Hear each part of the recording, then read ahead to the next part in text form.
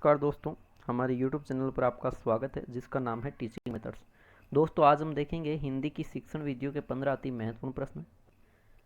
तो चलते हैं पहले प्रश्न पे।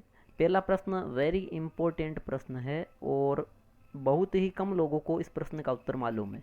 ऐसे प्रश्न है ना। कोहनी पर 45 डिग्री का कोण बनाते हुए पुस्तक बाएं हाथ में आंख से कितनी फुट दूरी पर होनी चाहिए। अब देखिए कितना अच्छा प्रश्न आ रखा है ना।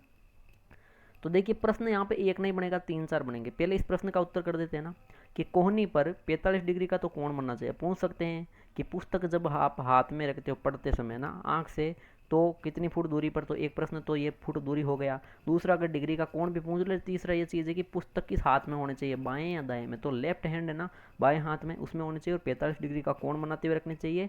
और अगर पूछे कितनी फुट दूरी, 1 फीट, 2 फीट, 3 फीट या 4 फीट, तो मित्रों 1 फीट दूरी पर पुस्तक कोनी पर 45 डिग्री का कोण बनाते हुए बाएं हाथ में होने चाहिए।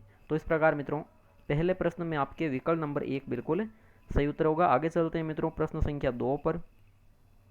प्रश्न संख्या 2 है मित्रों कि मौन पठन का तत्व नहीं है। अच्छा प्रश्न है ये भी।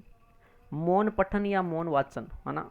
एक देखिए वाचन के मुख्य 2 प्रकार, एक मौन वाचन, दूसरा शेषवर वाचन है ना। तो देखिए मौन वाचन यानी कि जो बिना मतलब शोर किए है ना, जो शांति से वाचन किया जाता है, पठन किया जाता है, बिना होठ हिलाए मन ही मन में पढ़ा जाता है, वो होता है मौन पठन। तो इसका तत्व कौन सा नहीं है। एकाग्रता, देखिए इसमें एकाग्रता रखनी जरूरी है क्योंकि ये शांत वातावरण में होता है ना। और धैर्य ये भी जरूरी है। और इसमें क्या होता है कि जो भी हम पढ़ते हैं उसका अर्थ ग्रहण करते हैं, यानी कि अर्थबोध, ये भी सही है ना।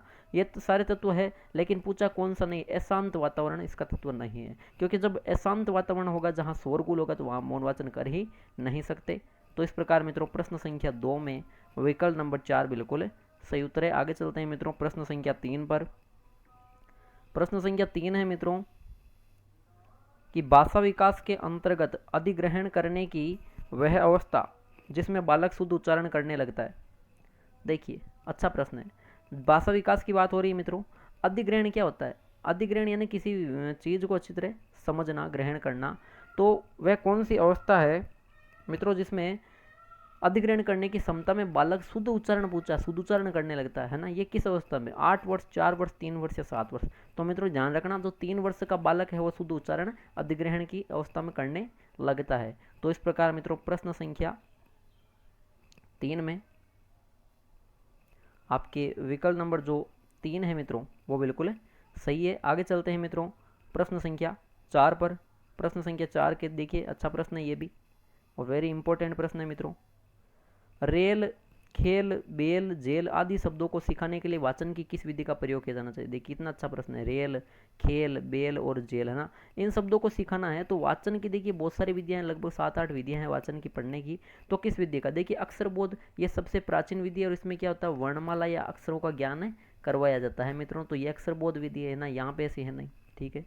देखो और कहो विधि में श्यामपट पर क्या, देखो और कहो विधि अगर पूछे कि मुख्य रूप से किस पर जोर देती है, वर्ण पर, शब्द, ध्वनि, तो शब्द आएगा, ठीक है। इसमें शिक्षक क्या करता है, कोई शब्द श्यामपट पे है ना, ब्लैक बोर्ड पे लिख देता है और बालक को कहता है ये बोलो देगा क्या है ना, यानी देखो और कहो विधि हो गई, ठीक है। तो ये भी यहाँ नहीं है, तो उपयुक्त सभी हट गया।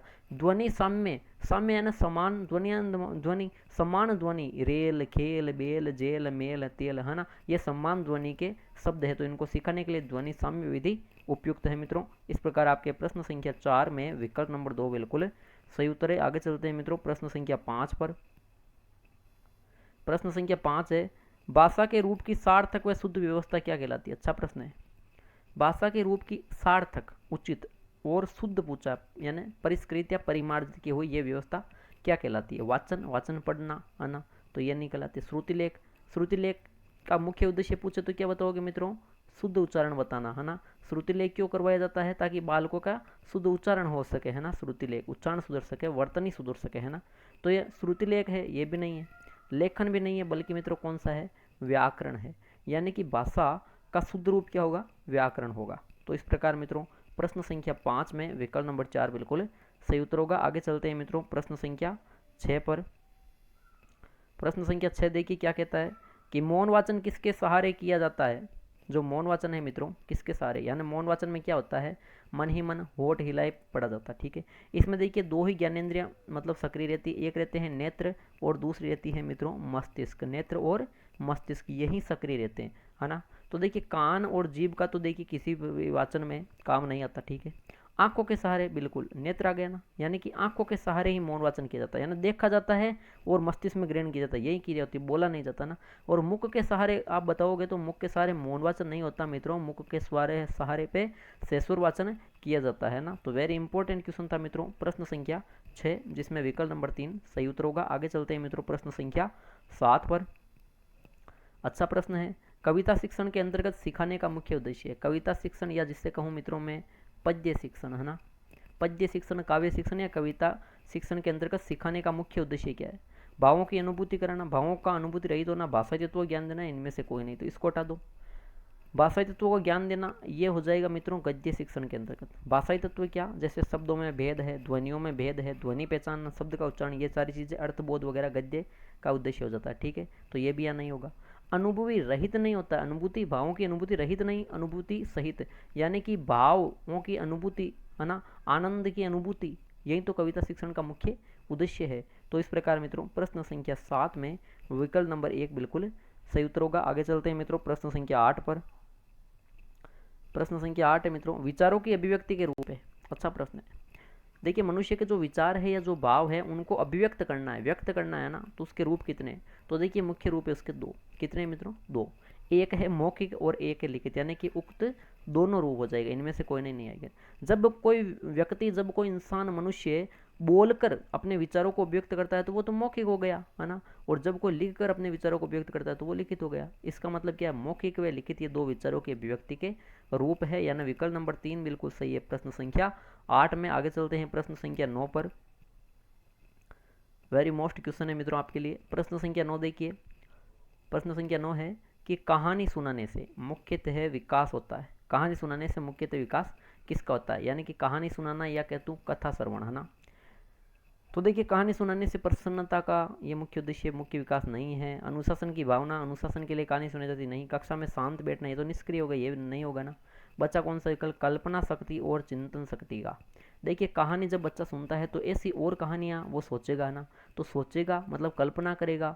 या मान लीजिए कोई कहानी अधूरी है, उसको आती है, उसको कह दे कि पूरा करो, तो वो सोचेगा और पूरा करेगा, यानी कल्पना शक्ति और चिंतन शक्ति का विकास होता है ना। तो इस प्रकार मित्रों प्रश्न संख्या 9 में विकल्प नंबर 2 बिल्कुल सही उत्तर है। आगे चलते हैं मित्रों प्रश्न संख्या 10 पर। प्रश्न संख्या 10 रीट के एग्जाम में पूछा जा चुका है। उदाहरण से नियम की ओर किस विधि में जाना पड़ता है? उदाहरण से नियम की ओर पूछा है, पहले उदाहरण बाद में नियम। किस विधि में जाते हैं मित्रों? आगमन विधि में, ठीक है। किस में जाते हैं? आगमन विधि में, उदाहरण से नियम की ओर। निगमन, आगमन विधि के बारे में और बता दूं, पूर्णतः मनोवैज्ञानिक विधि है। दूसरी चीज, दूसरा फैक्ट है, पूर्णतः मनोवैज्ञानिक विधि कौन सी है? आगमन विधि। उदाहरण से नियम की ओर किस में जाते हैं? आगमन विधि में। सरल से कठिन वगैरह, है ना, सूक्ष्म से स्थूल, ये सूत्र होते हैं इसमें, ठीक है। तो देखिए मनोवैज्ञानिक विधि यही है। अगर निगमन का पूछे तो निगमन भाई साहब अमनोवैज्ञानिक विधि है। क्या? अमनोवैज्ञानिक विधि कौन सी है? निगमन। आगमन विधि की बात करूं तो ये प्राइमरी लेवल पर काम आती है, प्राथमिक, जबकि अपर प्राइमरी में निगमन काम आती है, ठीक है। निगमन अमनोवैज्ञानिक विधि क्यों है? क्योंकि इसमें पहले नियम सिखाए जाते हैं, बाद में उदाहरण दिए जाते हैं ना। पाठ्यपुस्तक विधि का यहाँ कोई संबंध नहीं है, तो उपयोग सभी भी नहीं होगा। तो इस प्रकार मित्रों प्रश्न संख्या 10 में विकल्प नंबर 1 बिल्कुल सही उत्तर है। आगे चलते हैं मित्रों प्रश्न संख्या 11वें पर। प्रश्न संख्या 11वां है, भाषा शिक्षण का सामान्य उद्देश्य। देखिए हम भाषा का ही विषय पढ़ रहे हैं, हिंदी, है ना। तो देखिए भाषा शिक्षण के प्रश्न आ रहे हैं कि भाषा शिक्षण का सामान्य उद्देश्य क्या है ना।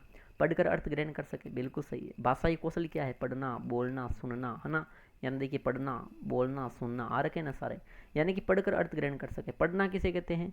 जो भी पढ़ रहे हैं उसका अर्थ ग्रहण कर सके, ये बिल्कुल सही है, भाषा शिक्षण का ही तो उद्देश्य है। बोलकर अपनी बात कह सके, बोलकर अच्छी तरह अपनी जो विचार है उनको, वाणी को व्यक्त कर सके, तो ये भी इसका सामान्य उद्देश्य है। और दूसरों की बात सुनकर समझ सके, जो भी दूसरों ने कहा वो सुन, केवल सुनना नहीं, सुनकर उसका अर्थ समझ सके, ये भाषा शिक्षण का सामान्य उद्देश्य है। इसका मतलब है मित्रों उपयुक्त सभी है वो भाषा शिक्षण के उद्देश्य के अंतर्गत आते हैं। तो इस प्रकार मित्रों प्रश्न संख्या 11वें में विकल्प नंबर 4 बिल्कुल सही उत्तर होगा। आगे चलते हैं प्रश्न संख्या 12वें पर। भाषागत विकास को प्रभावित करते हैं। मित्रों ये प्रश्न आ रखा है सीटेट लेवल 1 में, ठीक है। भाषागत विकास को प्रभावित करते हैं, क्या कार्य करते हैं ना? स्वास्थ्य। तो देखिए भाषा का विकास कब होगा मित्रों? जब हम स्वस्थ रहेंगे, है ना। बिना स्वस्थ रहिए नहीं कर सकते, ठीक है। एग्जाम अभी यही चल रहा है हमारे देश में, है ना, कि एग्जाम कब होगा। तो एग्जाम कब होगा मित्रों? एग्जाम तभी होगा जब ये कोविड जाएगा, यानी कि हम स्वस्थ रहेंगे तब भाषाई विकास होगा, तभी एग्जाम होगा ना।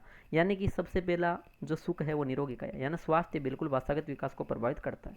परिवार की आर्थिक स्थिति बिल्कुल सही है, जो गरीब परिवार होगा तो वहाँ पढ़ने को वंचित रहेंगे बच्चे ना, पढ़ने का अवसर नहीं मिलेगा, तो इसका मतलब भाषा का विकास होगा ही नहीं।